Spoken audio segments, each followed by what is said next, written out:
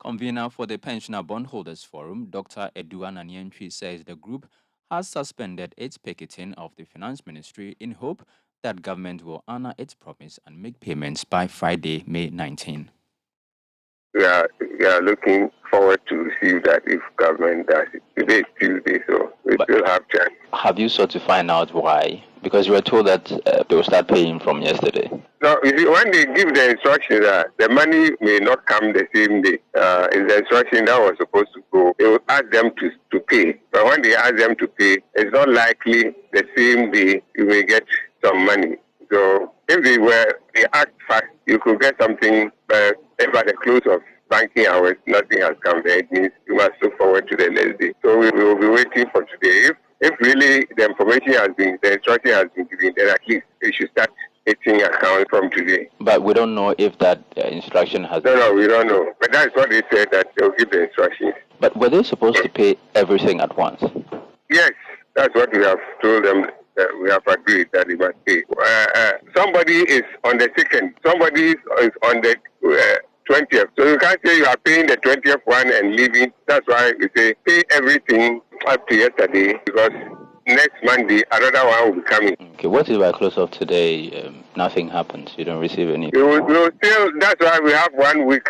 It's up to Friday that we're giving. So that's why we are not picketing for the 5 days, within which we should receive the payment.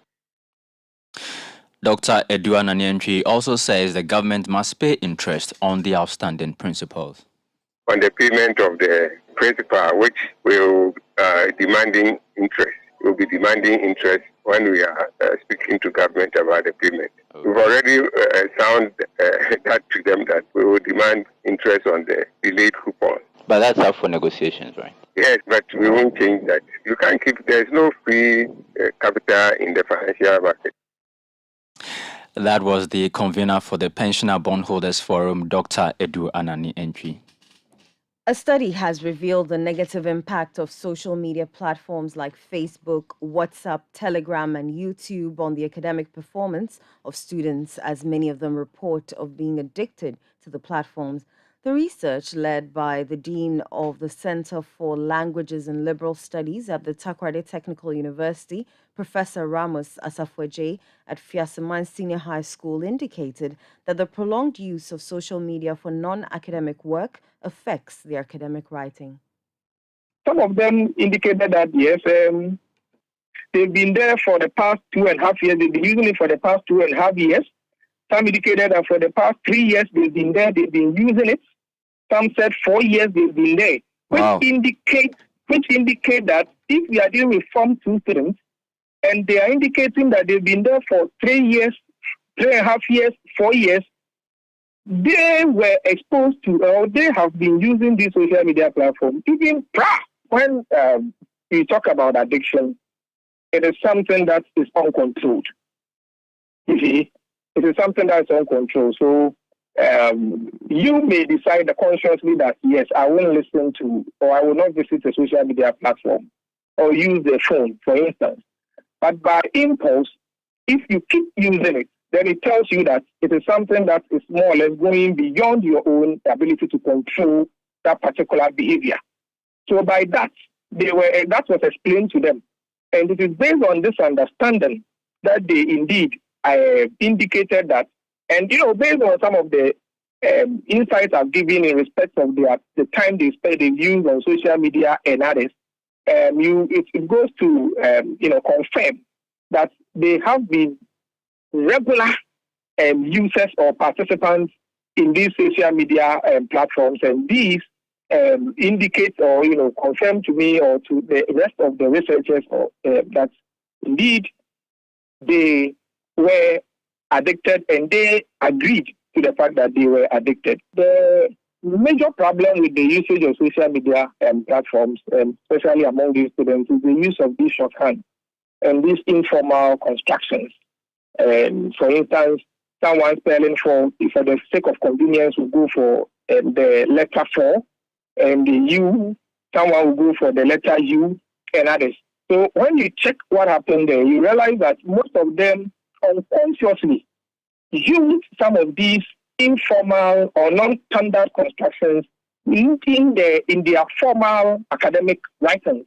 You see, so in their English languages, they indicated that yes, it was found that most of them use some of these non-standard, unacceptable Englishes or constructions, words and others in these writings. And what happened is that these culminated in poor results because English, the teacher of the English language will entertain some of these solecisms or grammatical violations. Although the use of mobile phones in senior high schools is not encouraged, the study found a significant number of students using social media platforms on their phones. Professor Ramos Asafweje advocates a regulation of use to enhance the academic outcomes of students. The students find ways of sending some of these phones and others to school. You see, that's personal. So if the society or the stakeholders of education know that it is difficult to stop them from bringing in these phones, then what we have to do is to find a way to turn the negative usage of these devices into positive uses. You see, because let's not get it wrong here. There are positive effects of social media use and they are negative. So we must pay attention to maximizing the positive aspects or benefits of social media use. One example is online dictionaries. Okay, if it's only one recommendation that we made is that yes, the students and the teachers must make sure that some of these positive apps are installed on these phones of the students, and then they get them to engage in some useful academic practices using some of these devices, even during classes time. You see, even during classes time, and the more they get interested in those positive ones, the more it is that they will be wanting to use it more for us to be able to reverse the negative trend. So one is that at times also, there are websites that offer free educational materials. For crying out loud, the library is virtually electronic now. The world is evolving. Physical libraries are not as solid as they don't contain enough volumes as electronic libraries do have. So one thing that can be done is that because of the myriad resources, books, articles, and a lot that are available on these their apps and their websites and others, why don't we find ways of getting these students signed up to some of these platforms? Professor Ramos Asafweje is Dean of the Center for Languages and Liberal Studies at the Takoradi Technical University. Let's go back to our earlier story on a rescue operation that is in search for and to save some miners believed to have been trapped in a mine pit. On the phone lines is the Eastern Regional Minister, Seth Echampong. Thanks for joining us, sir. Good afternoon. How are you, my dear? Very well. Tell us, what is being done to prevent, because reports suggest that these miners who are trapped are illegal miners. So what is being done in your area or in your jurisdiction to prevent illegal mining? We've always advocated that people who want to go and extract mineral resources from the bed of the earth should go through responsible acquisition. And so that is our first and foremost advocacy line. And when you have gone through that, that is by way of ensuring that you go through acquisition of a permit from the Minerals Commission. Post that, you have to ensure that you satisfy certain environmental conditions.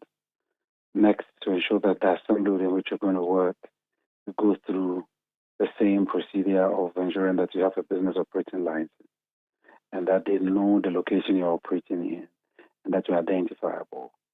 Unfortunately, this has not been the case. This is the way it should be in an ideal sense. But our people are, for the want of a better word, difficult. You find people go, you arrest them, the next moment you find them in a different clothes, you arrest them.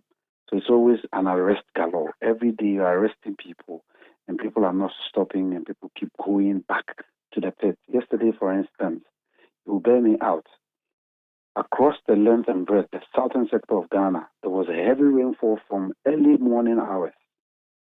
So I sit and ask myself, what on earth will prick the mind of any person to want to go under a pit? Farmers are not even going to farm to go and farm because of the heavy rain. They are the ones that we all pray that we get rain because of the way we use rain as a means of helping our agric. It did not even go. When I heard the news of this matter when it was reported to me yesterday, I asked myself, how on earth would anybody dream of going to a mine site after this heavy downpour today? But this is human nature, and this is where we are. We have a task force within our regional security council who go around chasing. Our illegal miners are not only those who are doing gold mining. In our region, we have illegal limestone miners, we have illegal sand winners, we have people who are also attacking our forest cover. So we have people with fight on all fronts. It has become a craze in this country. Sometimes when I listen to some civil society characters speak, I will ask whether they are Ghanaians such as we are Ghanaians. And they want to blame government, that government is the one who is not doing anything. We all must at a point in time understand that when we were in our youth, there were certain groups, there were certain reserve lands that we were all barred from entering. What has come over us? And overnight, we want to destroy everything within the environment left for us. And it comes back to us. You go and arrest the person, you burn the equipment, and then they come back after government. The government is burning excavators. You have advocates who will tell you, why are you burning excavators? Why are you doing this? And people are difficult to manage and work with. All right, sir. With this particular mining pit caving in, what has come to your table? What have you gathered? So far, 3 were recovered at the outset of the accident. We recovered other 7 bodies yesterday who have been identified from the neighborhood, who hails from the neighborhood. This accident occurred in more or less a confluence in a border area where you have the 2 municipalities, Go West Municipality and Brim North Municipality, sharing administrative political boundary. And so in that area, more often than not, even though that falls more under the political administration of Brim North, in the Ghana Police Services Administration boundary, it falls under the Nkoko Divisional Police. So this is how it is affected. However, we are been battling people in the Brim North area who have been going on illegal activity against Newmont mines concessions. So besides us battling illegal miners in the entire enclave, we have the same people we are encouraging. Government brought up a very beautiful scheme called the community mining. Community mining is that government is not against you going to extract the ore, but do it responsibly so we can identify you. When you have extracted the ore from the earth, we want you to reclaim the land. We want you to put back the land. So we've put all these measures on ground. Now look at it, there is 7 people dead. And we are still on the search, taking people to see how many people are left there in the pit. And it is not an easy task exhuming these bodies from the belly of the earth. It's so painful. If you look at what is happening, nobody is happy about this. Some people think that government has lost the fight against illegal mining. Tell us the state of that particular fight in the eastern region. Interestingly, when I hear the narrative that government has lost the fight, I laugh at it. The same voices are the ones that I was talking about a while ago. There are several strategies you have to deploy in any challenge that comes up. At the outset, government thought it wise that illegal mining is not new in Ghana, what we call galamsey. But galamsey was not practiced with heavy earth-moving equipment. The moment heavy earth-moving equipment got into the trade, the devastation of our vegetation went very fast and at a very fast rate.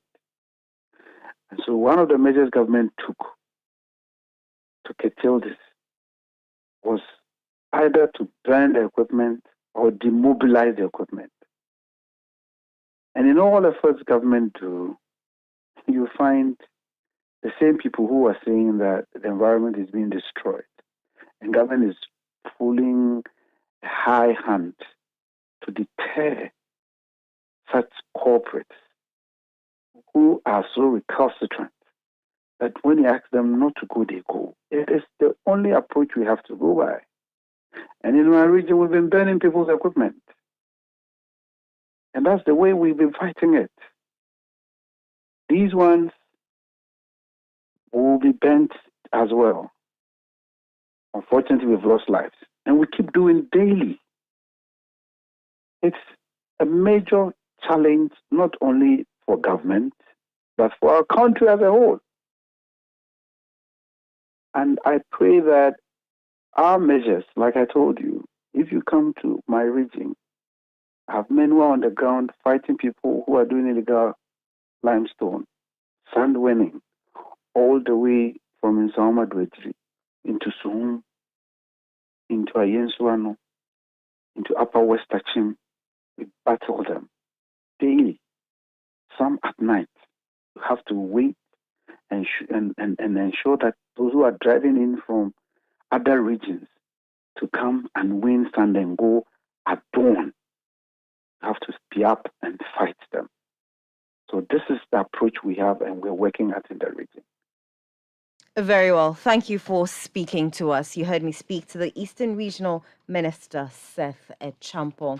You're still listening to the Citi Prime News live on 97.3 Citi FM. Still to come, leadership of the National Democratic Congress in the Ashanti region ready to meet Money Spring parliamentary aspirant for Edra Sechidumase. Don't go away. Citi Prime News at 12 midday. Update you on all the running stories and connects you to the newsmakers. Ajwapa, what's all this condom business? Oh, I've told her over and over again that she won't get pregnant. And she's still insisting. Oh, isn't she the same person who said we would not have sex till we go out for at least 2 years? Eh? For all this time? Oh, and she still can't trust me enough? Ama, when I try to do something small, no, condom this, condom that. So handsome man like me, she probably thinks I have HIV? Using a condom will protect you and your partner. Condoms are effective for protection against a wide spectrum of STIs and HIV infection. Don't take risks. Use a condom every time. Always come prepared. This advert is brought to you by the Ghana AIDS Commission. The international football season has just reached fever pitch, and GoTV will be right there for it all. So get settled into your living room stadium because you are coming with us to the epic finales of the Premier League, Serie A, La Liga, Europa League, FA Cup, and more. All you have to do is get and stay connected to GoTV, where all the big games keep coming. Points of world-class difference. GoTV, love it. No one stops that. Citi Prime News at 12 midday. Update you on all the running stories and connects you to the newsmakers. You're welcome back. The Ghana Water Company Limited has reconnected supply to Guinness Ghana Breweries Company Limited at Achimota here in Accra. The reconnection took place on Saturday, May 13. Ghana Water disconnected supply to Guinness Ghana Achimota site over a 6.7 million cedi debt last week, Tuesday. Guinness Ghana had argued that discussions were ongoing with the Public Utilities Regulatory Commission and the Ministry of Sanitation over an arbitrary reclassification of the business in the September 2022 tariff adjustment. The PURC, in a letter, however, directed Ghana Water to restore power while instructing Guinness Ghana to present a payment plan tomorrow. Emmanuel Johnson is the Accra East Regional Chief Manager of the Ghana Water Company Limited. Upon the negotiation with the PRC and the Ghana Water Company, PRC issued a communique, a correspondence that we should go back and reconnect Guinness Ghana Limited. And Guinness Ghana Limited should submit a payment plan on Wednesday, that's tomorrow, on the 17th, to PRC for a discussion on the 18th with Ghana Water Company. So that's where we have reached. So Guinness Ghana Limited will submit a payment plan on Wednesday to the PRC, and we'll have a discussion on Thursday. Water was restored on last Saturday. Emmanuel Johnson is the Accra East Regional Chief Manager of the Ghana Water Company Limited. The 2020 Auditor General's report has cited the Lejokuku Municipal Assembly in the Greater Accra region for failing to account for 3 missing vehicles and 4 motorcycles. The report reveals that the transport officer of the assembly said one of the vehicles was seized by the court for non-payment of debt without any evidence. Here is the municipal chief executive for Lejokuku, Mordecai Kwashe, answering questions regarding the infraction at the Public Accounts Committee of Parliament sittings at Ho in the Volta region. It was auctioned in March this year, but the documentation, I was trying to see if I could get documentation to support it, but the dates on documentation were all the dates concerning our permission from Finance, Ministry of Finance too. So the dates here don't reflect the day the auctioning was done, which is why we seem to be having a problem. But the auctioning was actually done in the month of March, Honorable Chairman. So where were they at the time of auditing in 2020? They were in various garages.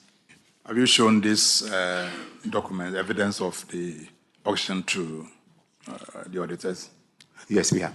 Okay, auditors, are you able to confirm the two before we go to the fourth one? Honorable Chair, they've shown a copy to us. Thank you. All right. What about the next one, the motorcycle, the Jinhu, and then the Enduro motorcycle, or the remaining ones? Honorable Chairman. The motorcycle and the tricycle.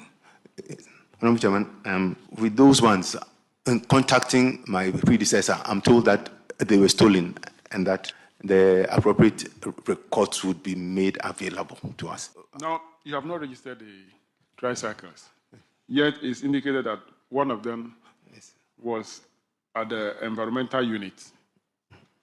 If the tricycle is not registered, where was it assigned to the environmental unit? I'm sorry, I can't explain that. Yeah, where was it assigned? It's not registered. Chairman. Or it means that the assembly itself was violating the rules by assigning unregistered vehicles to a unit to be using. That is what it means. Because you haven't registered it, you have assigned it. They will use it. Unregistered tricycle. Please, they were, the one that went to the environmental unit was temporarily so assigned to deal with an emergency.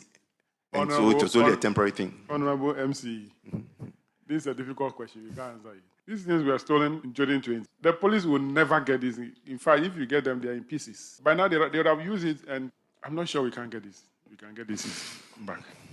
So kindly show the records or the auction of those 2 vehicles to the auditors. Also show the record on the court records on the one that was seized by the court. And then if you're able to get any information on the motorcycles and then the tricycle, provide it. I think the rest we should write them off. I'm not sure you can get them back.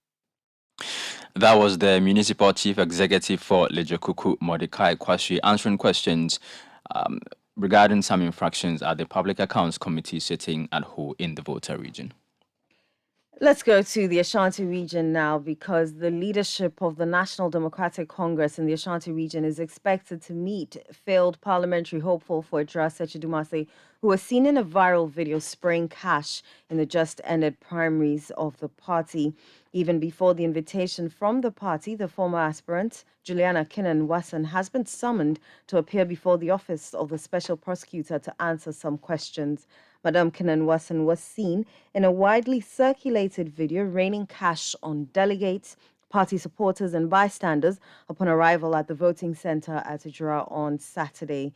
Citi News' Ashanti regional correspondent Hafiz Tijani is keeping an eye on this development and joins us over the phone lines for more. Hafiz, thanks for joining us.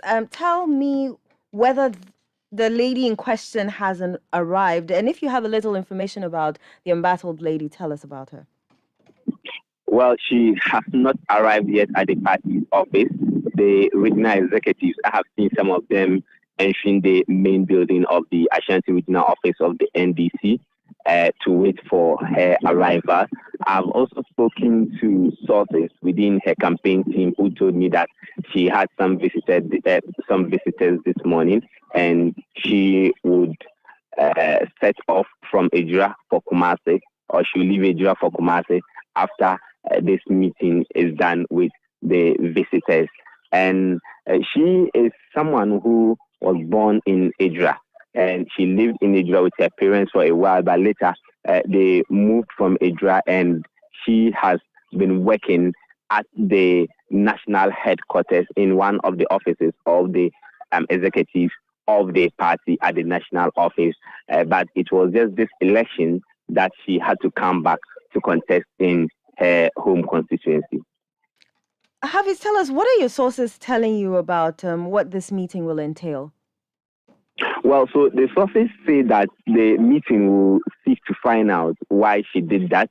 And secondly, the meeting would also be putting to her some concerns about the party and whether or not she has gone through the party's constitution to know that her conduct was not very good, or her conduct was in contrary to the party's constitution. And also the meeting will also seek to spell out some sanctions and caution to her about her conduct. And what sentiments do you gather from regional executives about the conduct of the former aspirant?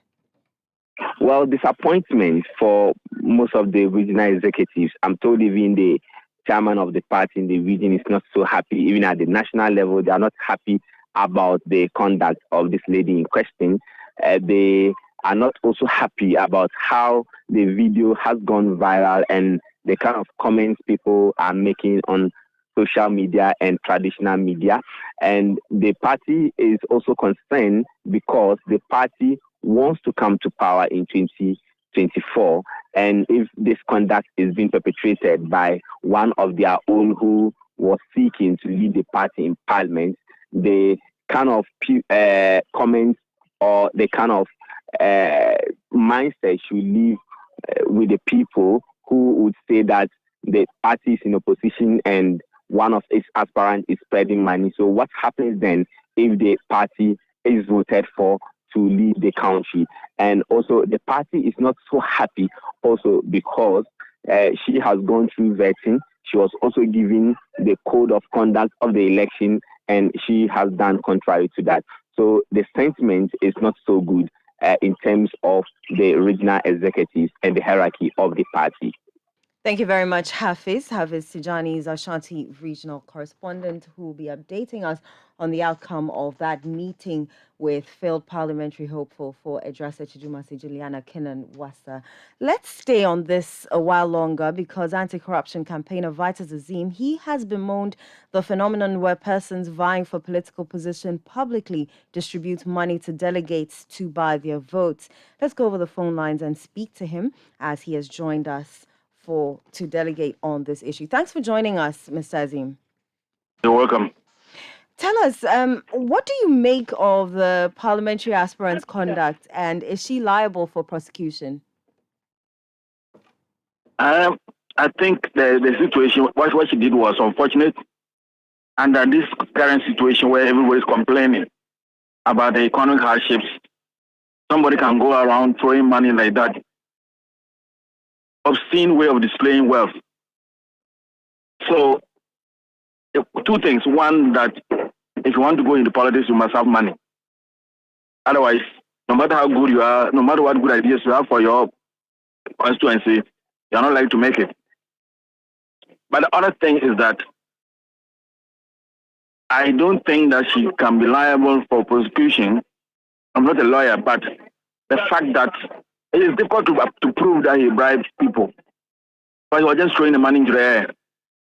And that is not enough. You don't know how much is involved. It's not targeted at a particular delegate or individual or group of delegates. So maybe it will be a bit difficult, except if the special prosecutor wants to conduct his lifestyle audit to find out what source of income this lady has and how she's able to come and display money like that. The other side of it is for the Ghana Revenue Authority to invite her to find out what business she's doing, whether she has a tax file, whether she pays taxes on whatever money she's making. I think those are the two approaches that I think are more realistic and feasible. Must the source of wealth of politicians be probed, or must politicians be asked to declare their sources of wealth before they're allowed to contest any election? Well, even where we say that if you have won, if you have been sworn, you should declare your assets, they don't do it. Or some of them don't do it. And it was required that they declare upon assumption of office, according to the Constitution. But Parliament decided to do it 6 months, within 6 months upon assumption of office, giving them another leeway. You can use 6 months to acquire additional wealth and make it look like you had got it before coming into office. So if you ask them to swear, to declare, one, it is not going to be possible. They may not do it, but then it will be too unwieldy for the Auditor General to actually execute because of the number of candidates who contest for these positions. What can we say about her conduct? What does that say about our politics and vote buying? Well, it means, for example, that when she wins and comes in, she's going to recover these monies. You see, some Ghanaians have turned politics into a business. And so it is like an investment she's doing. And so when she comes in, and she'll find whatever way possible for her, not only to recover what she used, but to make profit and probably to also accumulate something for the next elections. And that is the unfortunate part of the monocracy politics that we're playing in this country. Should the National Democratic Congress, her party, should they sanction her? I don't know. Like I was saying about the prosecution, they cannot sanction them because they themselves are doing it. If the executives, when they were having their Congress, we saw some of the rumors about people bringing bags of money to the voting place.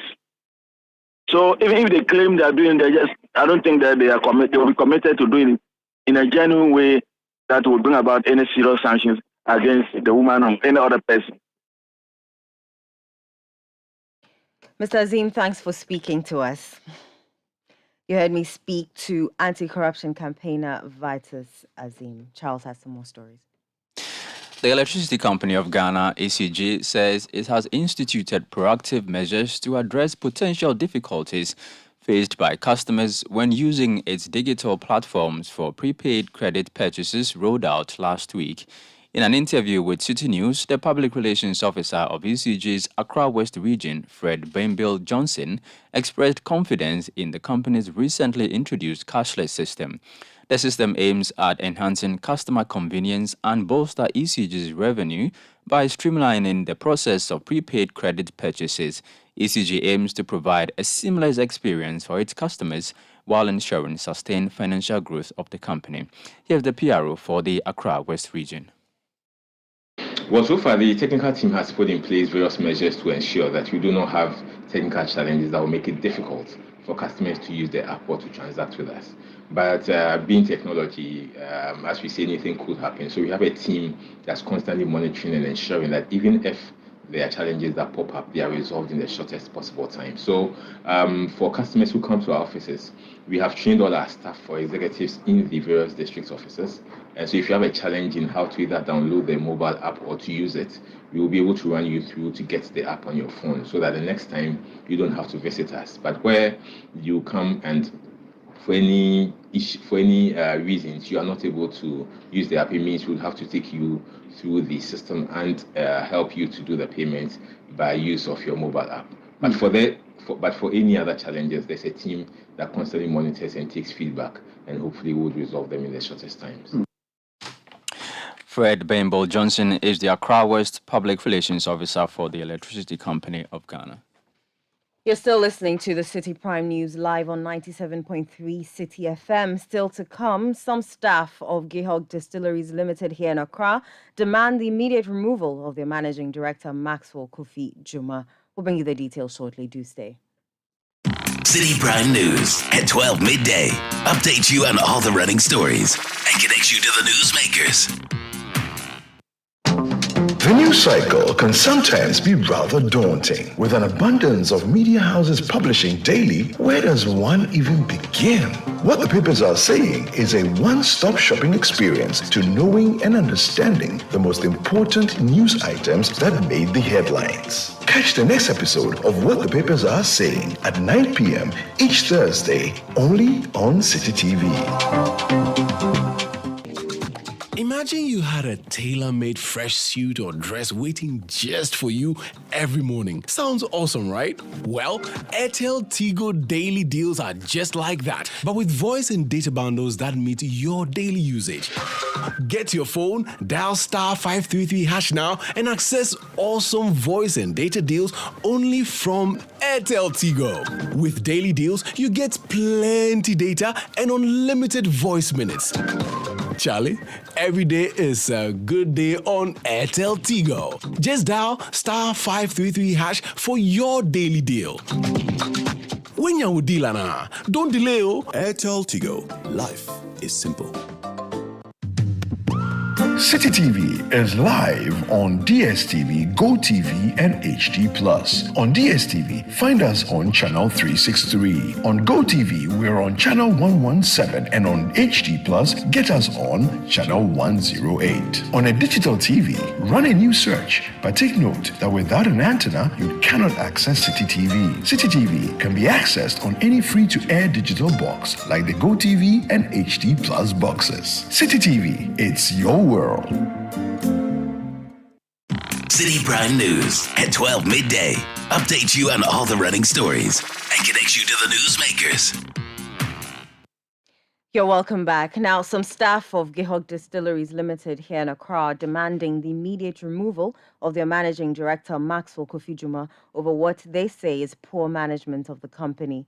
The workers who embarked on a protest at the premises of the company amidst heavy police presence insist that their salaries and Social Security and National Insurance Trust contributions have been in arrears for some time. My colleague Nashi Kasiza was with the protesters and joins us in studio to tell us more. Shika, what exactly did you see when you got there? There was a heavy police presence. The staff, most of them were clad in red shirts with red armbands on. They were visibly upset. At some point, they told me that the security personnel had to drive them out of the premises.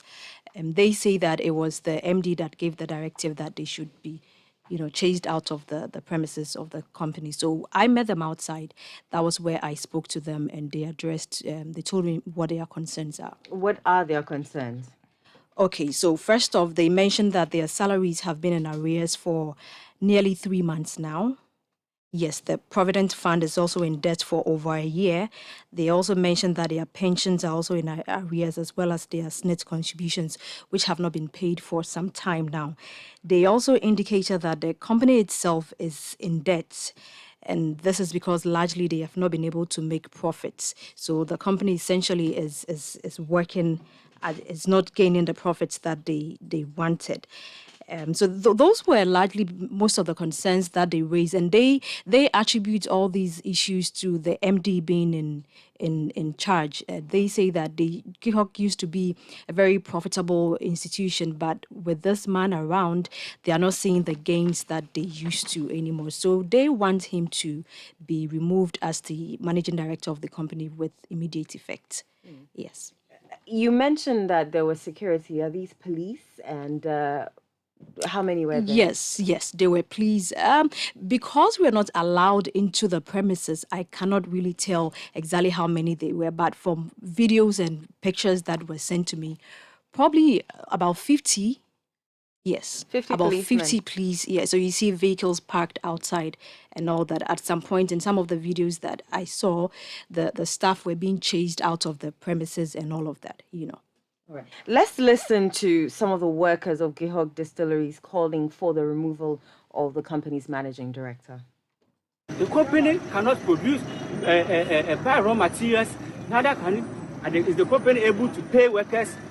The company is owing workers through Providence Fund a lot, more than a year. Snakes and also other things. Earnings and salaries hardly come. As I speak with you, the company is about 2 months now having paid us. And there are a lot of other concerns. Monies, goods are sold, monies don't go to the company's account. You cannot run a company like you and cancel external security contract and employ the security personnel and withdraw the security from the warehouse, you withdraw the security from the production floor, you withdraw the security from all vintage points. For what reason?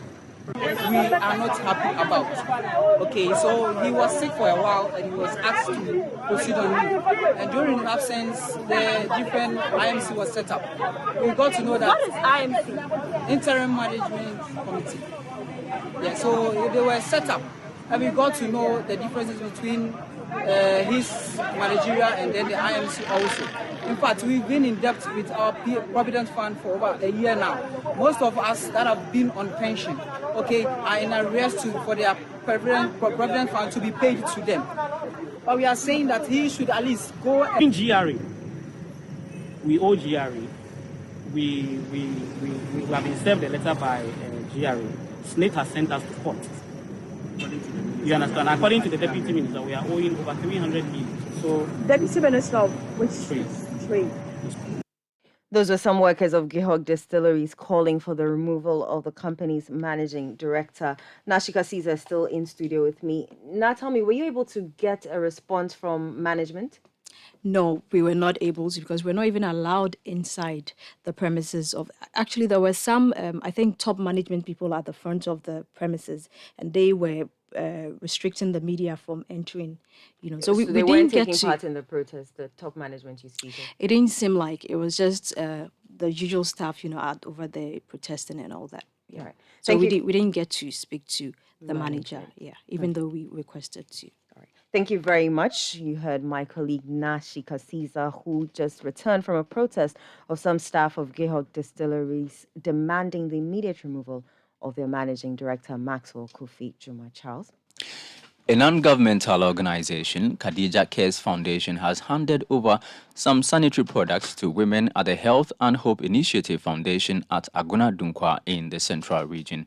These sanitary products donated to the women include reusable and environmentally friendly sanitary pads, toiletries, among others. The Khadija Cares Foundation is an initiative founded by Khadija Duka Adam to help women take care of their menstrual hygiene. As part of the donation, Khadija Duka demonstrated how the ladies could use the reusable sanitary pads and the menstrual cups. Speaking to Citi News, Khadija said it's been her dream to help women keep hygienic menstrual cycles. The Khadija Cares Foundation was founded mainly to donate environmentally friendly menstrual products to women. In place of the disposable pads and so on, we want to introduce menstrual cups, reusable pads, and period underwear to them.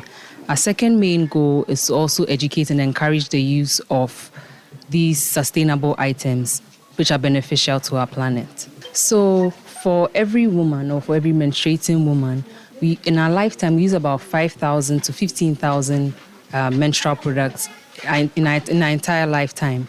And most of these products contain plastics and other chemicals, which can take 500 to even 800 years to degrade. All of these contribute to the planet. They are affecting the planet. So it's important to us to introduce these sustainable items. The menstrual cups you saw us give to the ladies are made up of 100% medical grade silicone, and these last for 10 years. So in our lifetime, instead of using thousands of these sanitary items, you are using maybe 4 to 5 cups in your entire lifetime. So we want to promote this because we feel it to be beneficial to the planet. Khadija Duka Adam is the founder of Khadija Cares Foundation. An 8-year-old boy has lost his life after allegedly drinking a substance suspected to be palm wine at Ewutu Bantama in the central region. The boy drank the palm wine from the farm of a palm wine tapper who is alleged to have poisoned the substance after he suspected that some persons have been stealing from him. Auntie of the deceased, Mercy Aqua, said he was pronounced dead after being rushed to the hospital. We will feel a friend, sister, or the tissue. I had to say, will be a one sabun to me measure. I was home when I had a call to come and see my nephew. I got there and saw him unconscious. We rushed him to the hospital and it was detected that he had been poisoned. The nurses tried all they could, but he did not survive. He died a few hours later.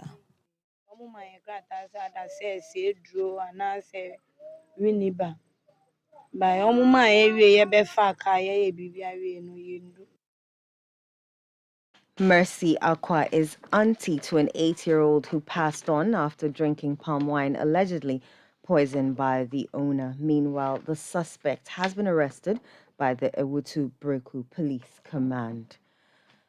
Still on sad news, Ghanaian highlife musician Kojo Akwabwa has passed on after a short illness. The ace musician is said to have died at the Komfanoche Teaching Hospital in Kumasi in the early hours of today. The announcement of his death was made by his son, Gladstone Akwabwa, popularly known in Ghanaian music circles as Akwabwa, on his Twitter page in a quote that read, "Rest in peace, Daddy." Condolences have begun pouring in for the late musician, who is known for songs such as Arechitre and Hineme.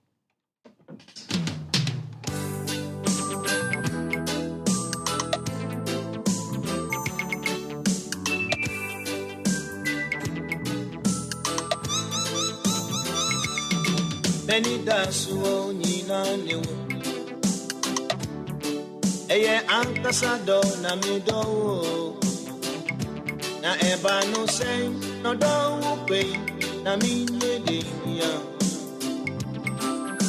edruboni na minumwana anase mi kosha konfo se obi do wa nwana na inye wukikano na mintio I register me down himself if you're only power. Ababa way, and you know. And you know what the devotion of Bana say, Sophia. I say, it's your no share good year, and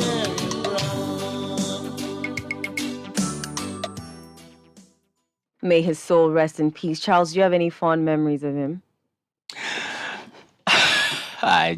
I just remember his song, Kobna Kobo, Ejimaya Mi, better than I'm in New Year's Simubium, so Nimia, Shembineko. All right, and that's how we end the City Prime News, which has been live from our studio in Adabraka in Accra. I am Inusafo, and I was here with Charles Owusukumi.